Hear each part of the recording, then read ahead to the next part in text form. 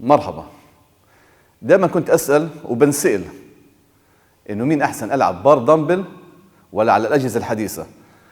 الصحيح إنه أنا يعني الواحد بتعلم، ومش عيب يقول إنه كان في رأي وبدل رأي، لأنه الخبرة والتعامل والممارسة واللي بنشوفه في الواقع اليوم اللي في التمارين تعطينا الخبرة ونعطينا إنه آراء جديدة. دائما لعبة الحديد مش ثابتة، كل يوم تتبدل، في معايير تتبدل، في أسس تتبدل. بالنسبة لموضوع إنه أنا ألعب بالأوزان الحرة أو زي البار والدمبل أو الأجهزة، أنا كنت من أنصار دائما البار والدمبل. لكن مع التجربة، مع حدة التمارين، مع الخبرة، مع دخول بطولات، مع شفنا إصابات كتير، بديت أميل للأجهزة اللي هي الهامرات أكثر من الأجهزة الحرة. ليه؟ دائما الأجهزة الحرة زي البار والدمبل فيش حاجز أمان في التمرين، يعني أغلب الإصابات اللي بنشوفها فيش غير تمرين واحد دائما نحن بنشوفه في الأجهزة الهامرات، اللي هو الدفاش الإجرين. أنت قاعد من كتر الأوزان الزيادة اللي بيلعبوا فيها والشو اللي بنشوفه، وبحط لك 1000 كيلو عشان بتلاقيه بعدين بكسر لك ركبه. هذا غير هيك ما شفتش أنا تمرين تاني بسبب إصابات زي الأوزان الحرة أو التمارين الحرة زي البار والدمبل. شفنا الصدر كيف بيصير فيه، شفنا الكتاف إيش بيصير فيها، شفنا الباي إيش بيصير فيه.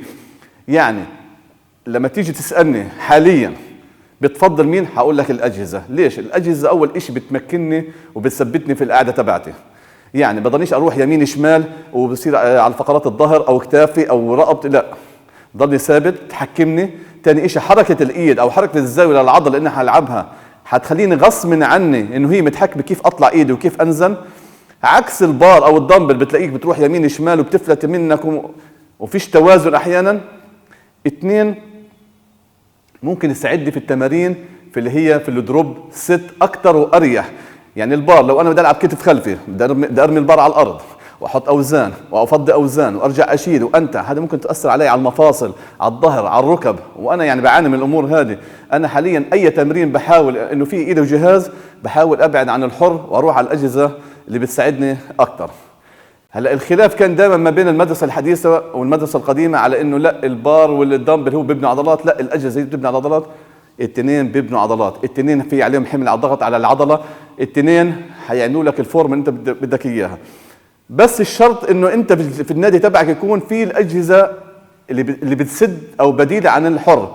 يعني روح على النوادي الحديثه والنوادي الفخمه بتلاقي بدل جهاز واحد مثلا للظهر بتلاقي مليون جهاز، بدل الباي 5 بتلاقي 10. القصد تبعي انه انا ما زال فيه حلول بديله للتمرين اللي انت بدك تلعبه على الاجهزه، لا اروح على الاجهزه وسيبك من البار والدمبل. ابطال العالم اغلبهم صاروا يبعدوا عن البار والدمبل، الا شيء بسيط بتلاقيهم بيلعب فيه في البار والدمبل. ليش؟ عشان يبعد عن الاصابات ويتحكم صح في التمرين، وبيساعده في دروب ست وامن لكل جسمه، للفقرات ولكل شيء ممكن يلعبه.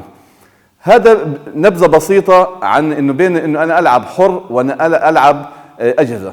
طبعا لما يجيني خاصة مبتدئ بحاول العبه على الاجهزة مش على الحر.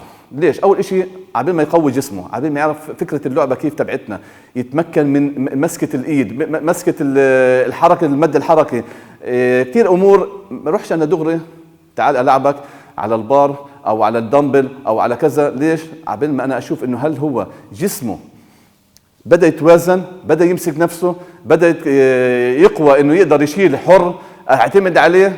لانه اذا دخلته من اول ما يكون مبتدئ صدقني حيصير عنده اصابه وحنقول يا ريتنا نحن لعبنا لا على الاجهزه. خاصه نحن مع تطور اللي نحن ماشيين فيه، انه الشباب اول ما تفوت دغري بتروح على الهامرات، فنسيت يعني البار والدمبل. فانت لما تيجي تصر عليه انه يلعب بار ودمبل ممكن تسبب له في اصابه. فالاحسن والافضل الهامرات والاجهزه. هذا انا المعتقد الثاني، اللي انا كنت عكس، انا كنت اول بدايتي اقول لك لا دمبل بار هم اللي بيطلعوا على العضلات. هذا الفكر شيله من مخك، الاثنين بيطلعوا عضلات. المهم اني العب صح ومسكتي صح وجلستي صح، وبتمنى ان تكونوا استفدتوا. وسلام.